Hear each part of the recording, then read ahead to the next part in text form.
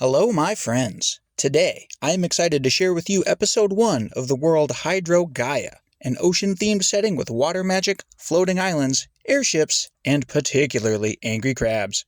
If that makes you somewhat excited or even a little bit perturbed, you could express yourself by wrapping your claw around that like button and crushing it with your mighty decapod crustacean appendage. And if you really want to send a message, you could lightly pinch that subscribe button as well. I truly hope you enjoy the story today. I awoke to the sound of soft rhythmic waves and gentle salty ocean breeze on my face. I opened my eyes and found myself lying in the sand on some tropical beach somewhere. One would think that that'd be a pleasant surprise, but I still had all my worries with me, and I was concerned. I sat up, my elbows and wrists digging into the soft warm sand, and gazed around. The water was crystal clear at the surface, and was a pleasant light blue the deeper it got. The sand was very light-colored, almost white, as if I was almost lying on a big cloud that came down from the sky. An occasional shell or piece of driftwood dotted the beach up until the tree line, where tall tropical trees swayed in the breeze. I watched the waves in the ocean, and as each one broke on the shore, another question washed over my mind. Where am I? How did I get here? How will I get back? Who will water my plants? I wonder how this sand is so soft and white. Maybe I should Google how sand so soft and white. I reached for my phone only to discover that it wasn't there, and that's when I truly started to panic. Waking up in a strange place feeling panic is one thing, but being disconnected from Snapgram and Instabook is quite another. How will I be bombarded with ads while I sink into my algorithm personalized doom hypnosis? At the time, I didn't know any other way of running from my problems. The waves kept coming along with my questions and growing sense of panic. Luckily for me, an old friend of mine was coming to the rescue. Well, rescue probably isn't the best word. I wanted rescue, but instead I got adventure. Travis definitely wasn't the friend that I deserved, but he was the friend that I needed. Suddenly, he was just there. I couldn't remember the last time I had seen him, but it seemed to me it had been a long time. He had a way of fading into the back of my memory when he was gone, but when he was around it seemed like he never left. I was happy to see a familiar face, but only for a moment, for when I gazed into his eyes I could tell that things were about to get weird. His short curly hair usually made him look handsome, but now it had grown into a wild windswept mess. It defiantly pushed against gravity, revealing a quite pronounced widow's peak on his forehead that I hadn't really noticed before. His clothes were tattered rags, and his eyes were just a bit rounder and whiter than they ought to be. I could tell that he had been here for a while, who knew how long. Weeks? Months? Whatever the answer, it was clear to me right away that he'd been creating again. I hesitated for a moment, not sure what to say to my old friend. I was spared making that awkward greeting because Travis spoke first. He didn't say hello, which would have been perfectly normal. He didn't ask me how I had been, which would have been nice and polite. He didn't even explain to me how I had gotten there, which would have been very helpful. With a giant toothy grin, he spoke to me 6 words that are now forever burned into my mind. Watch out for the rage crab. He gestured to the sand beside me, and there was a tiny bluish shelled crab with one large claw. 2 eye stalks stuck out from its face towards me.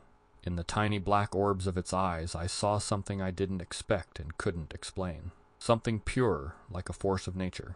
I would realize later that it had probably been waiting to make eye contact with me, because it was the only way it could fully and completely convey to me what was in its small, wretched heart. Pure, elemental hate. Its message was so short and simple it required only an instant to communicate, and just as I realized its intention, it already had my thumb in its crushing grasp. I screamed in pain and leapt up, waving my hand up and down, trying to shake it off. Any normal creature that size would have let go, or had its minute limbs snapped from the force, but I already knew this crab was something different. It was Travis who saved me. He seized the crab and pried my thumb from its claw with no small effort. Fresh blood flowed from the cut it left and dripped into the sand. I cradled my hand, and Travis threw the crab into the ocean, quite farther than I would have expected. The fist-sized monster disappeared into the waves with a distant splash, and I had even more questions than before. Looking back, I had no idea why I said what I said next. Of all the questions I could have asked, and all the strange things that I could have commented on, I said, "Damn, Travis, have you been working out?" Indeed, Travis was looking very cut, and he threw that crab like a major league pitcher throws a baseball, but my question had a dual meaning to it that Travis seemed to understand without really acknowledging. He didn't look cut like he had been hitting the gym, or cut like he had been on the latest diet craze. He was cut like he was a predator surviving in the wild by running down large game and ripping it apart. Travis said, "Thank you for noticing, but we have important things to do. We need to leave anyway. The rage crabs are defeated easily enough, but they will soon return with their big daddy." Travis walked off and gestured for me to follow him. Following him seemed like it would be abandoning all reason, but I had no better idea, so I hurried after him. "So how did I get here? How do I get home?" I asked again. "There's no time, just follow me." Travis replied. He had a sense of urgency in his voice, so I took the hint and continued to follow him without further questions. My mind raced with possibilities, and I occasionally looked over my shoulder, scanning the beach for crabs. It was a few minutes before I realized we had been walking at a somewhat regular pace in silence. It seems like there was some time to explain," I said. "Never mind that. You must be hungry after your journey. How are you feeling?" Travis replied. I couldn't really recall what kind of journey I had made to get here, but Travis was right. I was famished. He led me to the base of a tall, skinny tree and began to climb. He hugged the trunk and rose up to the top at an impressive pace. It seemed as though he had practiced doing this. At the top of the tree there were large pods that had a peculiar shape. Travis yelled for me to watch out and knocked a couple of them loose. They landed with a thud in the sand, and I could see that they were like coconuts, but in the shape of a star. I leaned down to examine one more closely, just when Travis landed next to me with a loud thud.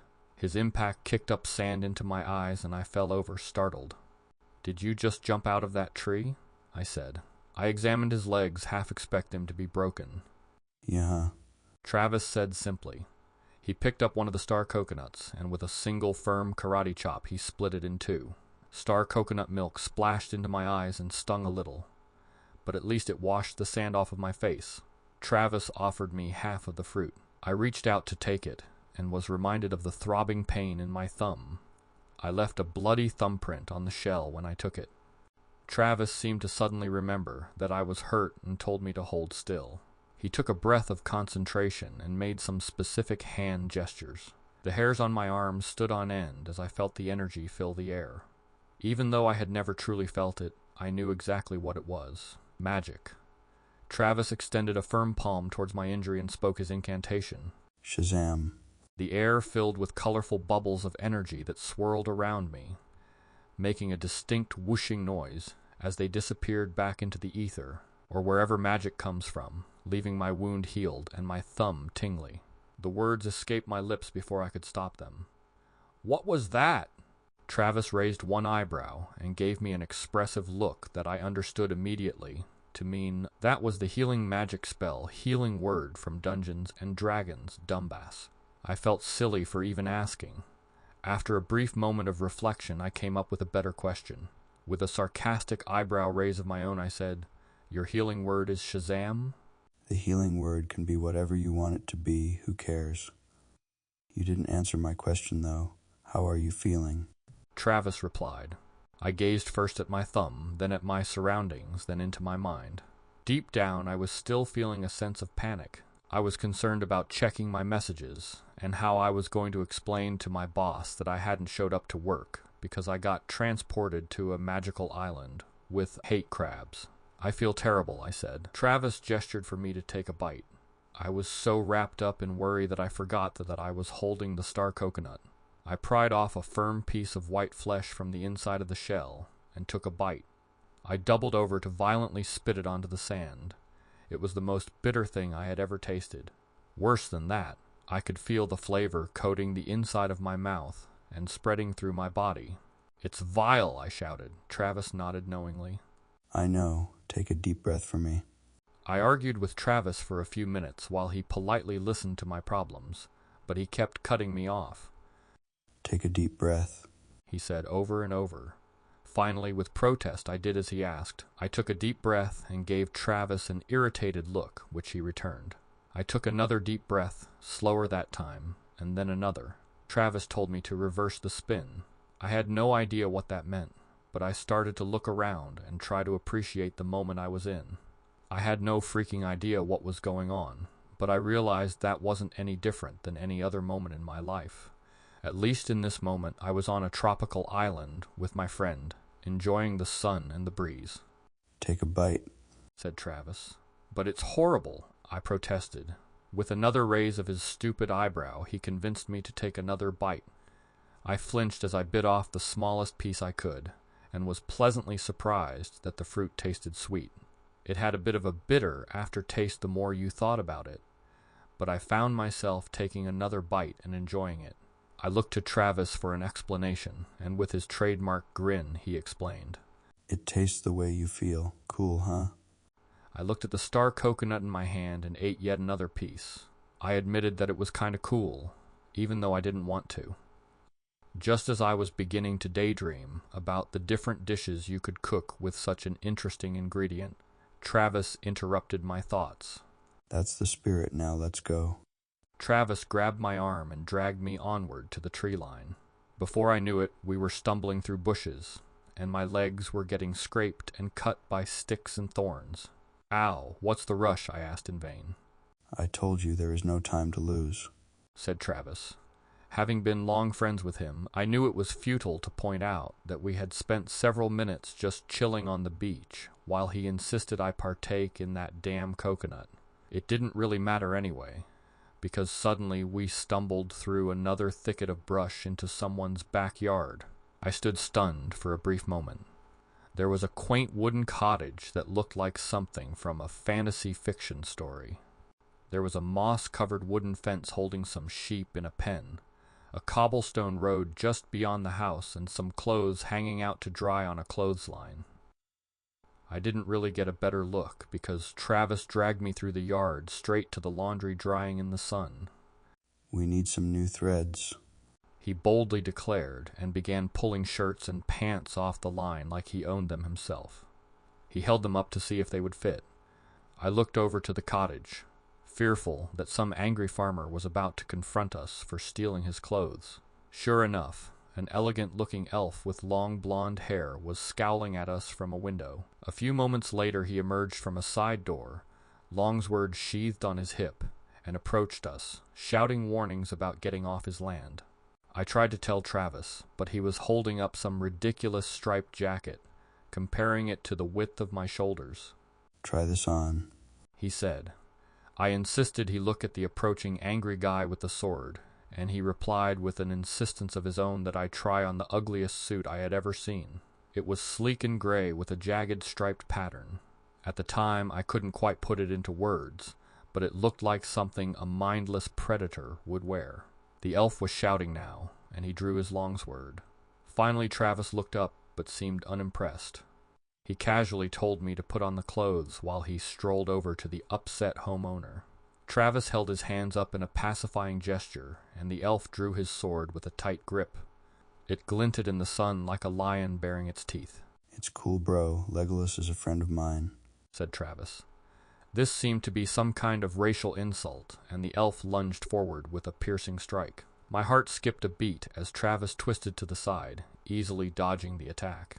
An impressive ballet of idiocy ensued. The elf slashed, kicked, and stabbed at Travis, while Travis skillfully dodged and retorted with half-thought-out one-liners that had a lazy, improvisational feel to them. Oops, looks like I had the wrong pass sword. Sorry, I shouldn't be stealing your clothes. You totally have a point. You are pretty good at sword fighting. Your moves are very elfiscient. The elf's fury grew as Travis stayed just out of reach of the blade, at exactly the point where nobody involved could bear to hear another bad pun. Travis cast another spell. The hairs on my arms stood on end as they did before, and Travis paired his somatic movements with the power word for yet another magical attack in his repertoire. Sleep. Everyone froze. I held my breath while I waited to see what would happen. The elf's angry expression softened, and he dropped his sword. Then he fell to the ground, fast asleep. Travis immediately went through his pockets and hissed at me in an angry whisper. I told you to get dressed. I did as I was told and dressed in the strange garb, although I was not enthusiastic about it. A few moments later I looked like an absolute fool, and Travis had a coin pouch, stolen from the farmer's pockets. He also took the poor guy's shoes for some reason. Travis then nabbed some matching clothes for himself off of the line and dragged me into the road. It just so happened that at the precise moment a carriage was riding by, pulled by creatures I had never seen before. They were like giant, colorful chickens bred with ostriches. They were a head taller than me, had powerful beefy legs and solid, powerful beaks. One had natural brownish-looking colors, natural for a giant bird monster anyway, and the other was a shade of navy blue. I later learned that they were called Cucacutas, a name that I thought was silly yet powerful, just like the bird monsters pulling the carriage. Travis hailed the driver, a plump and scruffy man who oddly enough was wearing a trucker hat. The carriage rolled to a stop next to us on the side of the road. The man, who was wearing a flannel vest with the sleeves ripped off, spit onto the ground. He seemed to be chewing on something that he was holding inside his cheek. That's when I got a better look at this hat. It said, "From 0 to horny in 2.5 ales." "Where you going?" he said with an unceremonious twang. Travis said. Good sir, we must be in the capital city for an important meeting by sundown. Travis tossed the elf's pouch into his lap, and several gold coins spilled out. Post haste. "Well, get on in then," he said.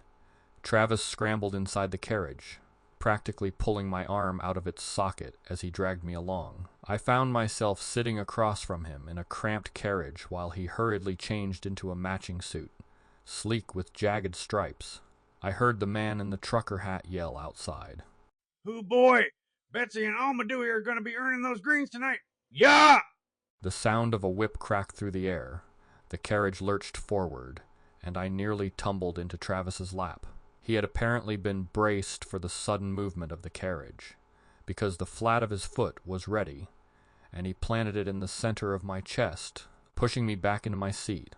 I sat back down with a hard thud. Before I could even say something like, "Ow," Travis was bombarding me with information. Listen up, we have an important mission.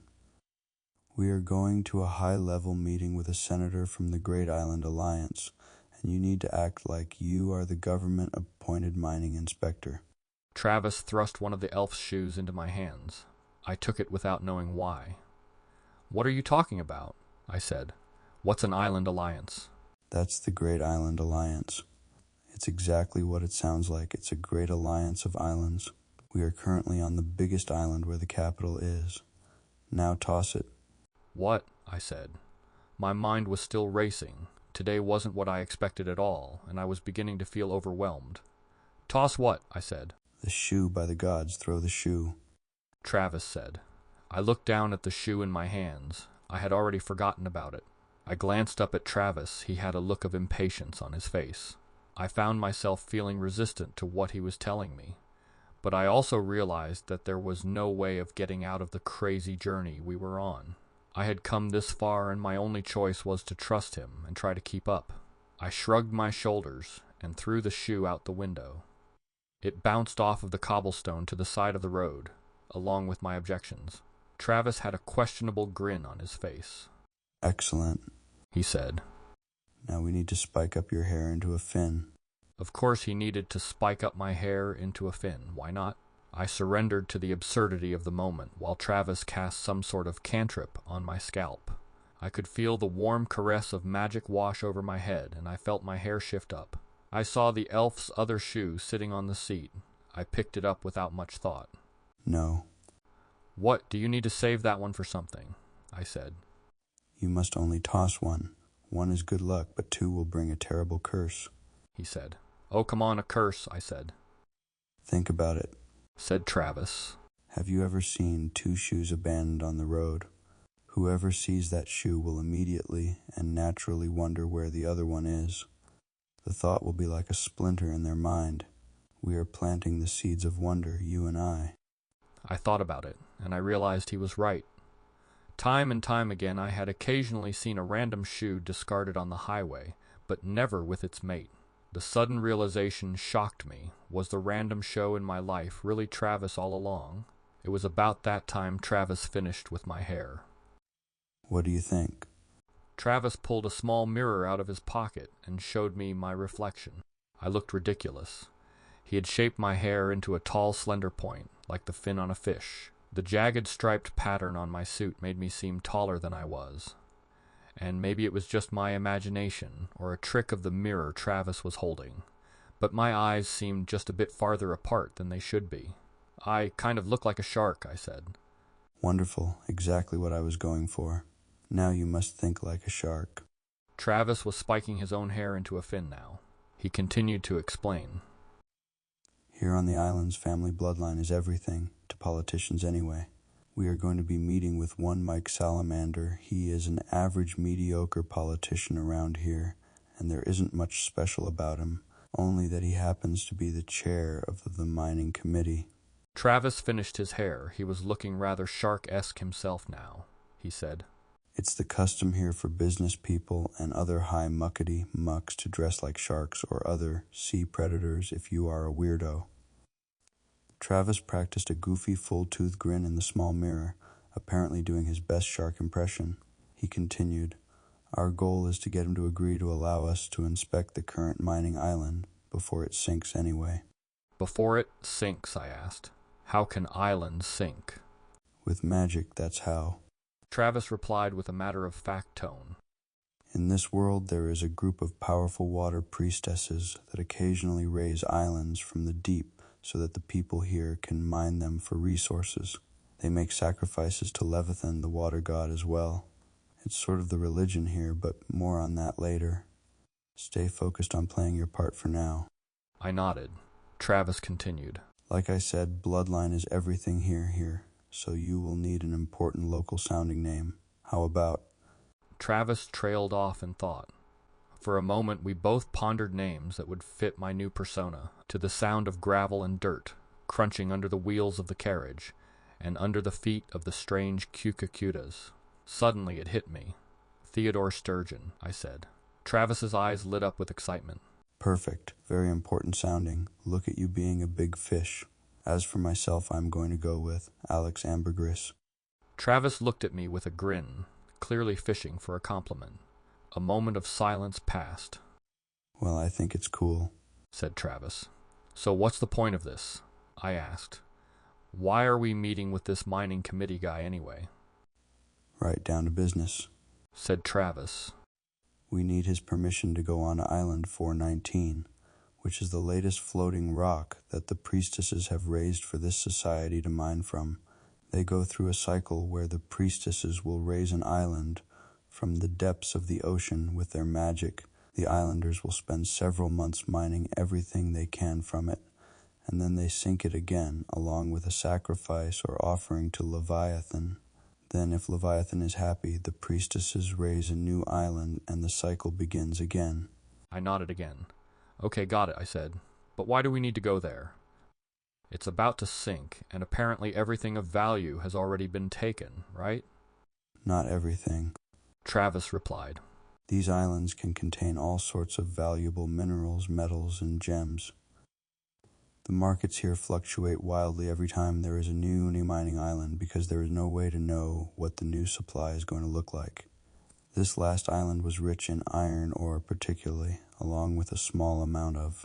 Travis dug into his pocket and retrieved a plain-looking rock. This. I leaned forward to examine it. It wasn't a rough rock, but it wasn't a smooth rock either. It was mostly gray with brown speckles. Maybe someone like a geologist would be able to tell if there was something special about it. But to me it didn't seem to be anything but an ordinary stone. It's a magic stone, or at least it used to be, said Travis. They are pretty rare, but miners find them sometimes. They can hold incredibly powerful magic spells, but the catch is you can only use them a limited number of times. Travis tossed me the rock. I examined it more closely. It was slightly warm from being held, but still seemed to be rather plain. Okay, I said, and handed Travis back his rock. But you still haven't answered my question. Travis leaned in to tell me the next part, with a sparkle in his eye. I have it on good authority that there is a magic rock that the miners missed, a very special one with powerful magic locked inside. That's what we are after, and we need to get it before they sink the island.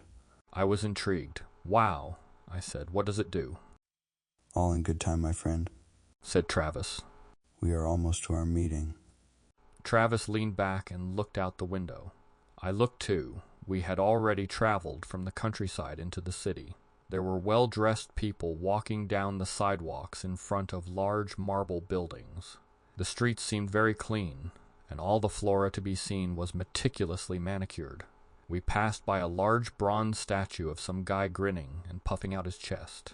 It went by rather quickly, so it might have just been my imagination, but his toothy grin seemed to display a jagged set of shark teeth. The carriage rounded the corner, and we approached a classy-looking restaurant, complete with a valet waiting to open the door for our carriage. A gangly-looking young woman stood at the end of a red carpet that led to the street, wearing a suit that made her look particularly like a penguin. Now remember, you are a big-shot safety inspector. We need to audit the safety procedures for the mining operation before the island sinks.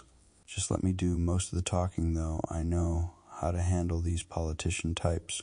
As long as you act like the biggest fish in the room, they will do whatever you say. All you have to do is sit there looking serious and a bit angry, said Travis. I nodded my head, absorbing the situation and trying to get into character. Remember, when in doubt, just think like a shark, said Travis. Think like a shark, huh? What does a shark think about? Does it even think at all? I pondered these thoughts as our carriage rolled up to the penguin woman. Her pants seemed to be a little tight in the knees, because she needed to waddle back and forth as she approached our door. She seemed a bit nervous, like this was her first day on the job or something. She opened the door for us, and Travis stepped out onto the red carpet.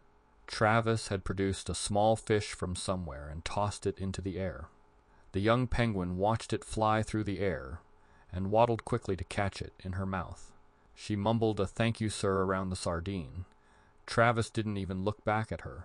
The young woman retrieved a metal tin from her front pocket and stored her fishy tip inside, along with some others in tightly packed rows. I wondered, does this gal get paid with fish? Just then my thoughts were interrupted by a heavenly twang. Here you go, young'un. The carriage driver tossed me a garment that landed over my shoulder. I took it and held it up to examine it. A bright pink reflective safety vest. I looked at the uniquely charming yet repulsive man with a confused look on my face. He then offered me one of the best pieces of advice I have heard to this day. Ain't nobody messing with a bright pink fish. Always remember now, safety first. He reached under his seat and retrieved a fresh beer can. He cracked it open with a cresh and took a long swig. Ah, yee-haw! He cracked the reins and the cucucutas violently sprinted off.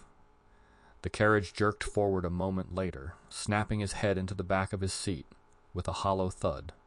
The carriage rounded the next corner so sharply that it tipped up onto two wheels and nearly fell over. Then it disappeared out of sight. I stood in awe, contemplating the hypocritical wisdom that I had just received. I was brought back to my senses by a polite cough. The penguin valet was waiting patiently for me to enter the building. I put on the safety vest and felt something squishy in the front pocket. I reached my hand in and retrieved quite conveniently a fresh sardine. I handed it to the valet, and she accepted it with a formal bow. Hurry up, we can't be late, Travis cried. He was waiting impatiently for me up ahead. I hurried to catch up with him, and we entered the restaurant together. I stepped inside the lobby of a place that looked like an unholy union between a cheap hotel's gaudy attempt to look fancy paired with an aquarium exhibit. The door was guarded by two tall potted plants that looked to be overgrown seaweed. I couldn't tell if they were real at first glance. A golden chandelier hung overhead, bejeweled with shiny, colorful shells. Every part of the decor was bordered with gold, from the rims of the potted plants to the baseboards to the top of the reception podium, where another young penguin person waited with a polite smile. I glanced over to a piece of corporate artwork on the wall. It was a plain picture of some crayfish in a golden frame, with the short and simple phrase "cray cray" printed in lowercase golden letters. I got the feeling that this place was trying way too hard for its own good. Travis apparently had a reservation, and the flightless hostess waited us to our table. I took note of the other patrons, who were all dressed as some manner of sea creature. One woman had fantastically large hair, styled into 8 long, meddlesome appendages that looked to be very problematic every time she turned her head. A number of gentlemen wore suits made of very hard and shiny scales that glittered and changed color as they moved about. A particular man sitting in the corner caught my eye who wore a bright red suit. Perhaps his sleeves had some sort of insert or extra heavy starch because his arms rested in a raised position above his head. His hands were stiff like claws, and he held his head low with a scowl on his face. I thought that dressing like a sea creature must be a ridiculous way of showing your wealth in this land. Or perhaps it said something about your occupation. I found myself wondering what the lobster guy did for a living. I reminded myself of my own supposed career, safety inspector. I slipped on the bright pink safety vest. After that, I was noticed by everyone in the room as we continued on our way to our table. Conversations went silent and heads turned. One woman even clutched her purse tightly when I passed by. I wondered if there was something about the color of my vest that signified something that I didn't quite understand in this mad culture of crustacean people. Then a heavenly twang echoed in my mind. Ain't nobody messing with a bright pink fish. Indeed. We arrived at our table where the man we were meeting was already waiting, Mike Salamander. He stood up from the table so suddenly when he saw us that he knocked his chair over. He immediately extended his hand and smiled an unnerving, gigantic grin. His teeth had somehow been reshaped, perhaps with magic or with dentistry, to be overlapping, jagged, and sharp. He violently shook Travis's hand as he offered an overly energetic greeting. Mike Salamander, Senator, Mining Committee Chairman, and Big Fish, he said while enthusiastically crushing Travis's fingers. Travis tried not to show pain, but I noticed him wince.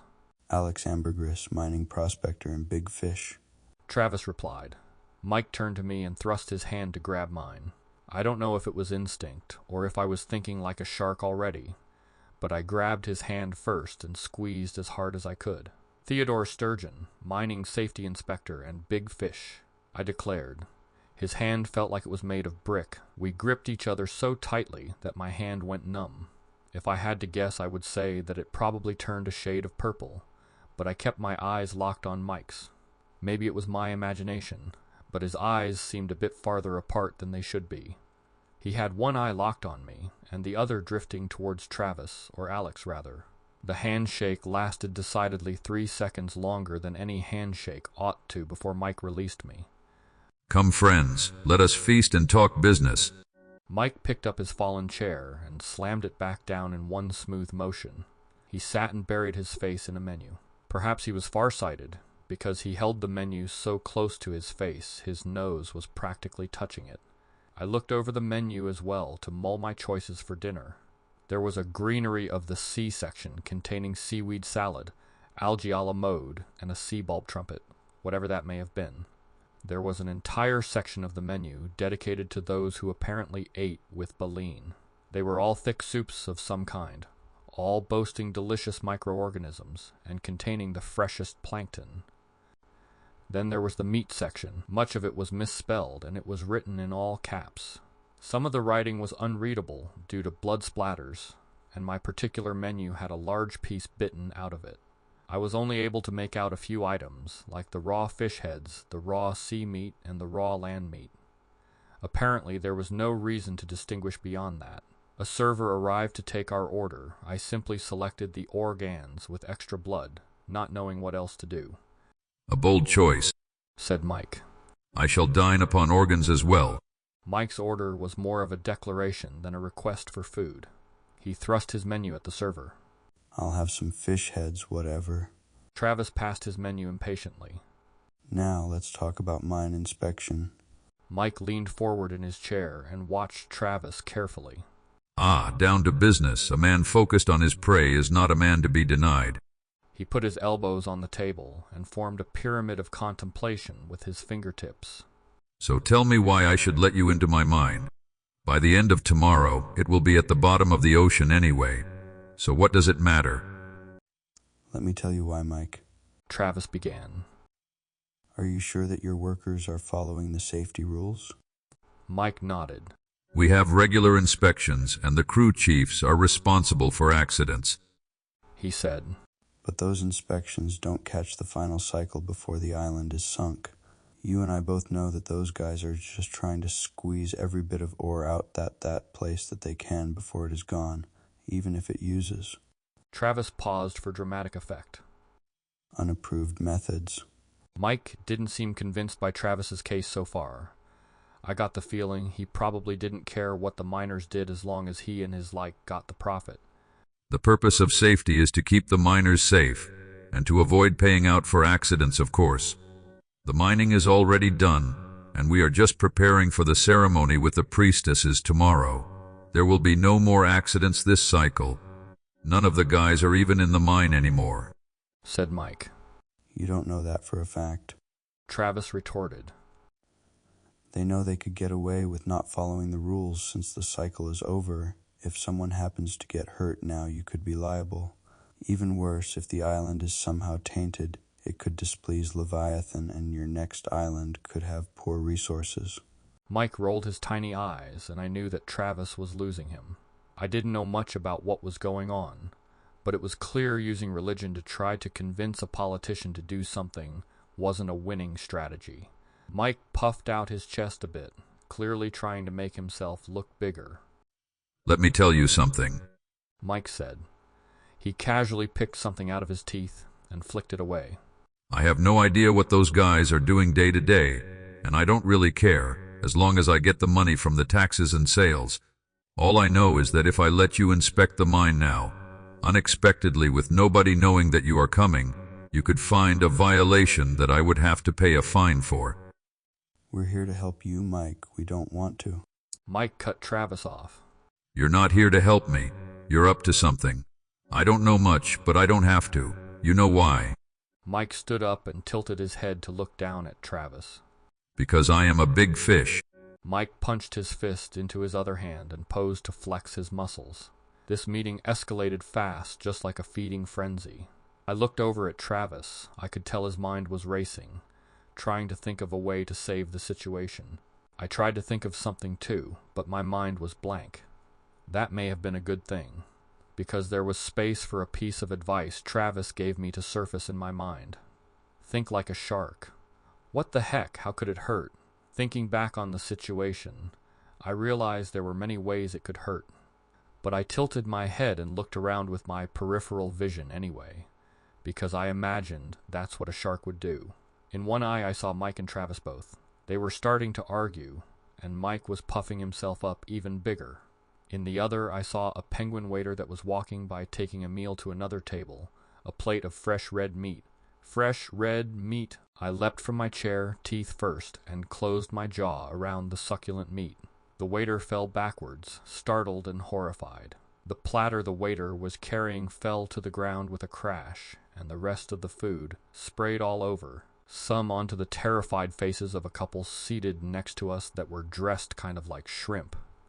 I shook the meat back and forth with my mouth quite violently, spraying blood all over the white tablecloth of our table. I swallowed a chunk of raw meat, which wasn't at all pleasant, and then I turned my attention to the fallen penguin. Those platters should have safety rails, I screamed.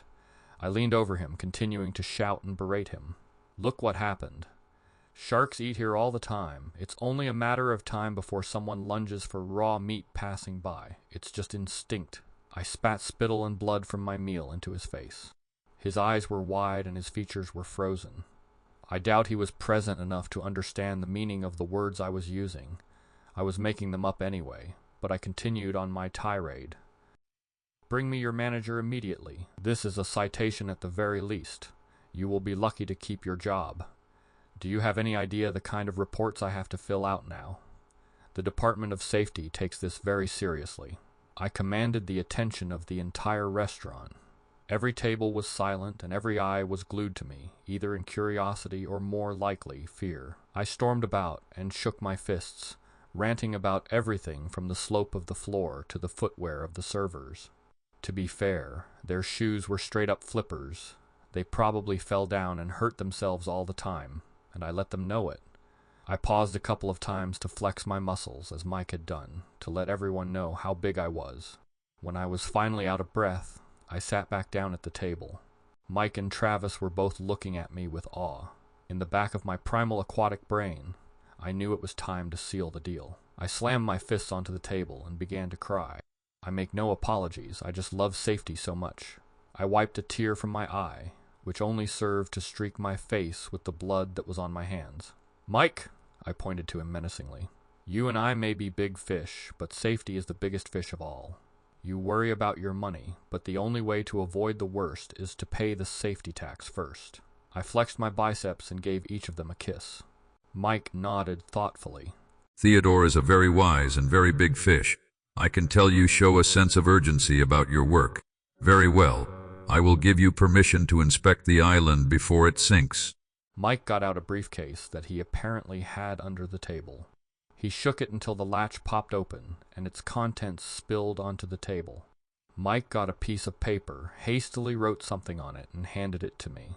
The heading said, "From the desk of Mike Salamander," and then he scribbled in black ink simply, "They can do what they want." The note had been stained with some blood that was on the table, and Mike had signed the note with a simple, large black X. After the dinner, Travis and I found ourselves high-fiving while leaving the restaurant. Travis had left an extra large pile of sardines as a tip at my insistence for the poor waiter that had endured my abuse. Now that's what I call thinking like a shark. Travis said. You really saved us back there. I dare say that went swimmingly. I rolled my eyes at the pun, but I was still feeling so thrilled I let Travis have it. "So what now?" I asked. We were walking down the street, and Travis gestured towards the sunset and the sea. There was a small crowded port with many small boats. "Now we set sail," he said. "I chartered a ride to the island, and now we can go wherever we want, thanks to you getting us that permission note." We walked down towards the water through the crowd and went by many perfectly good boats all the way to the end of the dock. There we came upon a tiny sailboat that could barely be described by the word.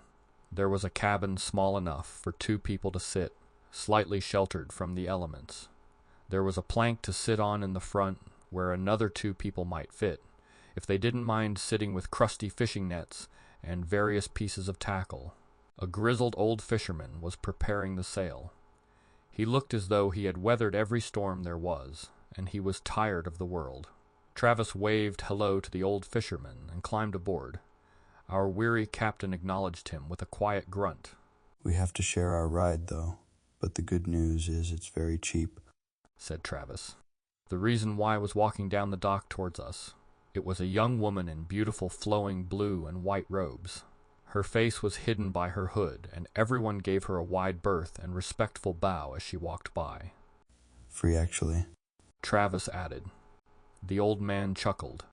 "Priestesses always ride for free. You 2 are the first barnacles mad enough to tag along in quite a time, though," he said. Travis started to protest, but the fisherman held up his hand to silence him. "It's okay, Sonny. If either of us had any money, we would be riding the next airship to Karaoke Island instead of climbing inside this boat with her." "Does that mean she is I whispered. Travis nodded. "A water priestess. She is traveling to the same island for the sinking ceremony tomorrow. We will have until about noon to find the magic stone we are looking for. Before, you know." The priestess glided across the dock over to us and stood in front of me. Up close I could appreciate how detailed and intricate her robes were. There were many sacred symbols and writing hand stitched into every inch of her garment. I imagined that if I could only read it, her cloak would tell an epic about the magical creation mythology about this world, or something similarly profound. The longer I looked, the more my head seemed to spin. The glyphs seemed to slowly move around, and it hurt my eyes. I had to look away. "Let the lady climb on board," said the fisherman. I had been so mesmerized that I hadn't realized I had been staring and standing in her way. I quickly stepped aside and offered her a bow as I had seen the other people do. She looked up at me from under her hood and gave me a polite smile. She was much older than I assumed, middle-aged, perhaps in her 40s. She had long dark braids hidden in her cloak. She had a dark complexion and a dark face, but a beautiful smile. She looked into my eyes for the briefest moment, but that was all she needed to let me know that she had seen it all. She stepped onto the boat and quietly took a seat in the front. I pulled Travis aside and whispered to him, "She seems nice. What's the big deal?" Well, Travis replied, water priestesses are widely loved and respected, of course. Their magic and connection to Leviathan basically provide the islanders their way of life. "Yes, and," I pressed. Having one on your ship is considered bad luck," said Travis. The old fisherman, who apparently overheard us, let out a chuckle. I shoved him. "Come on, what is it?" "What aren't you telling me?" I said. It's just that ships that have a water priestess on board occasionally, but not always, mind you, sometimes get destroyed and eaten by Leviathan, he said. "What?" I yelled. "From the sea our gifts of life flow, and to the sea they must return," said the priestess. It rolled off her tongue naturally and without effort, like she recited it often. "But don't worry," said Travis. "that probably won't happen this time. Hop on board." He climbed aboard and sat in the cabin without a second thought, or even a first one for that matter. I stood on the dock for a moment with my arms crossed. This was madness, and I was sick of Travis putting me in these situations. I did find it exciting and interesting, though, but I didn't want to admit it too quickly. Eventually I gave up and just sat in the boat next to the water priestess. The old man folded up the sail and put it away, and I wondered how he intended for the boat to move. He simply took a seat next to Travis in the cabin. I was about to ask what was going on when I noticed the priestess produce a magic focus from her robes. It was a necklace of seashells and glass beads, seafoam green and deep ocean blue. It hummed with magical power as she effortlessly cast a spell. Suddenly the boat lurched forward, carried by a small but powerful wave. We quickly cruised through the harbor and into the ocean. I looked back to watch the dock and the island shrink into the distance at an alarmingly fast rate. I found myself hoping that I had made the right decision, because there wasn't any turning back now. We rode the magical wave into the sunset, hopefully towards land. I found myself wondering what sort of magical treasure Travis and I may find in this mysterious mine, and trying not to think about the possibility of being eaten by a sea god. Wow, how exciting. I had a great time writing the story, and I hope you enjoyed experiencing it as well. Do you think our brave heroes will be eaten by a giant sea monster god before they make it to the island? Or do you think that they will find that magical stone that Travis is looking for? I'm working hard on the next episode, and I hope to see you again soon. I also hope you have an excellent day, and I hope that this story made it just a little bit better. I will see you next time.